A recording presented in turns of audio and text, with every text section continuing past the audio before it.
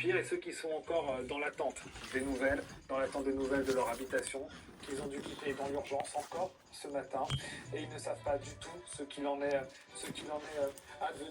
C'est toute la question aussi, docteur Mathieu Langlois, de prendre en compte cette émotion, ce traumatisme, ce choc des habitants qui ont été directement touchés par l'esclavage. Alors, dans tous les reportages qu'on a entendus par des habitants, voilà, vous l'avez dit, on a entendu beaucoup de choses, de la peur jusqu'à de l'épuisement chez certains, et tout ça est évidemment tout à fait compréhensible. Moi, juste, il y a un point qui me paraît important. Il y a dans ce qu'on appelle la phase aiguë, qui était ce qu'ils ont vécu probablement hier soir, cette nuit, où là, la peur pour sa vie, la peur pour ses biens. Et cette peur, elle est presque utile, elle est nécessaire. C'est ce qui nous permet de réagir, de stresser, hein. Le stress, c'est une réponse de l'organisme à ces peurs.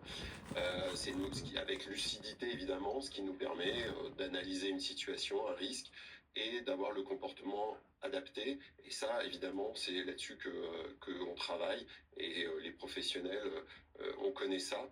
Et puis il y a le risque après, et qu'on entend déjà dans les reportages, c'est d'un épuisement.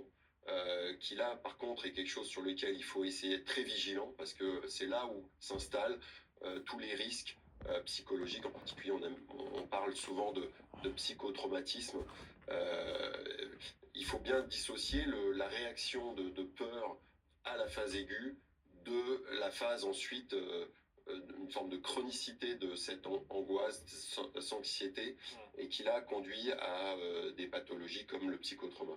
Difficile en même temps de ne pas être angoissé à la vue de ces paysages, ces spectacles parfois de désolation. Bonjour André Hernandez, merci d'être notre invité. Vous êtes le président de la communauté de communes de la région Lézy-Ignagnaise, Corbière-Minervois, au cœur de cet incendie qui perdure depuis près de 24 heures maintenant, et ces 14 000 hectares parcourus, que rien ne semble arrêter pour l'instant. Quelle est la situation de votre côté? Alors, ce matin, j'ai fait le tour des communes sinistrées et on s'aperçoit que beaucoup de foyers de nouveau reprennent et de nouveau la tension est véritablement à son compte. Des foyers où le feu était déjà passé, où vous estimiez que c'était fait, que c'était de l'histoire ancienne, ça reprend?